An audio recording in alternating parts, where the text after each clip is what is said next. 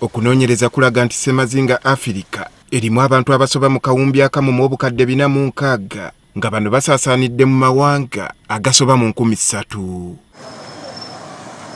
Bano baawula ennimi, ennyambala, enneeyisa ko n'ebirala ekibafuula ab'enjawulo ku bannaabwe.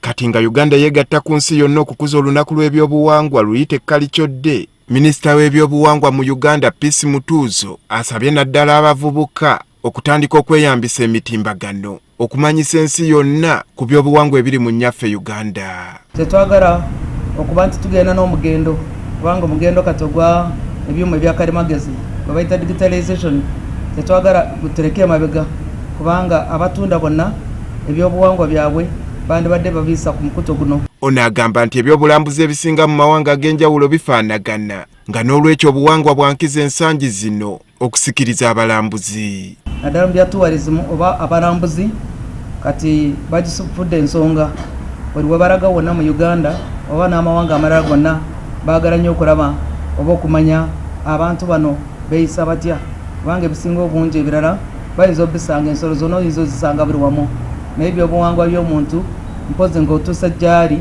oba ng'abikulese ng'ayise mu digito. Kyokka yennyamidde olw'enneeyisa naddala ey'abavubuka eserebya ensangi zino gy'agamba nti evudde ku ddembe eribaweereddwa eringi. For the moral decadence is strongly condemned and we need to request you to raise awareness campaign about it wherever you go, and I'm sure that Ugandans even on social media have been condemning these acts.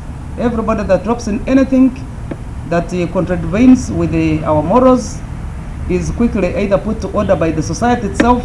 Ku busego obwolekebwa ensangi zino naddala ku mikutu gimugatta bantu okukosa n'ennyambala etyobola ekitiibwa ky'abakyala, Minisita awanjagidde abakyala obutazinga mikono ng'ekitiibwa kyabwe kiziikibwa mu ttaka. Tufokasenga ku bawala bokka n'abalenzi waliwo engeri gye bambala etali mu buwangwa bwaffe nga balansi, okusiba enviiri, okuwumula amatu, ebyo nabyo si birungi mu buwangwa bwaffe tebyalimu ate ffe nga bannayuganda tetubirabanga nti byankizo. Bino Minisita abyogedde bw'abadde ayogera ku lunaku lw'ebyobuwangwa olw'ensi yonna nga mu Uganda lukuliziddwa ku National Theatre ng'ekinyuso ekikulu kibadde kya kutumbula bya buwangwa.